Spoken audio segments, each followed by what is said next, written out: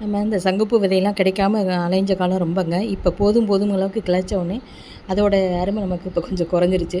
ஏன்னா நிறைய இருக்குங்க, விதை இருக்குது. விதை இருந்தால் நமக்கு பக்கத்தில் இருந்தால் யாரும் கேட்டால் கொடுக்கலாம்.